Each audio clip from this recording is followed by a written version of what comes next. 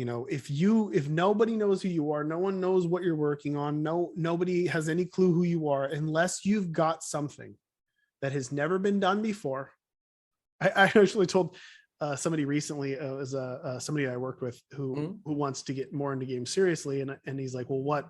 And I was brutally honest with him, like what should I do? Why isn't this game doing well and whatever else? And I said, well, if you're just coming out of the gates today, if you want your game to turn anybody's head, it has to be really good at one thing specifically. Like if you're making a platformer, you can't just make Mario at this point, because Mario's already been done, and something has to be really good about it. Like Celeste and Super Meat Boy are good because the level design is good. The controls are good. That's all you need, but they have to be unique, and they have to really speak to the player. You have to find out what the genre you're exploring is, what that genre wants, what other games aren't giving in that genre. And you got to be really fucking honest about if you are actually doing it. That's the hardest way to do things. Celeste, the Super Meat Boy way, is taking something that exists and trying your best to make it as good as fucking possible. Reinvent the wheel. That's really hard. There's always coming up with something that is just like Spy Party, totally left field, totally new genre, that has never been done before. You have to be a fucking genius to do that. Like you gotta luck out really well, or you gotta be incredibly creative and a really abstract thinker. Or you could do what I did in the past and just make something that is so not like other things, so strange, so weird, so unique, so true to who you are personally, that it will turn a few heads.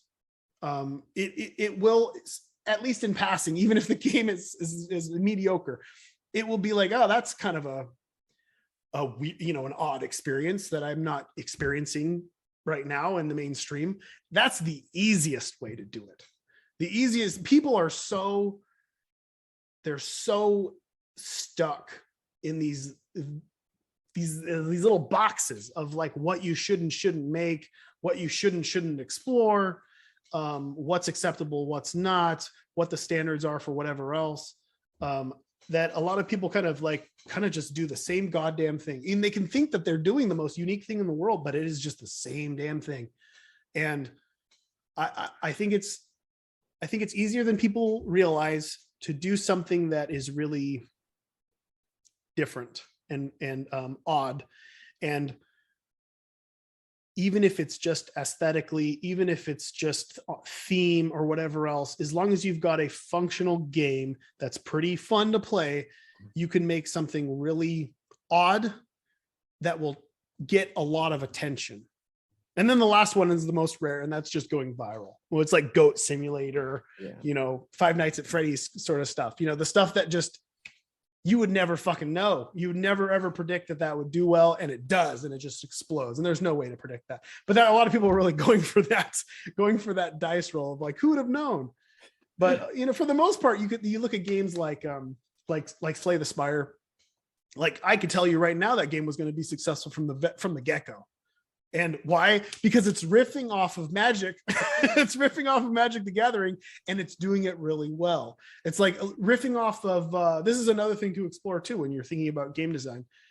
Experience things that aren't video games, because it's really easy to be inspired by other things that would work in this video game environment.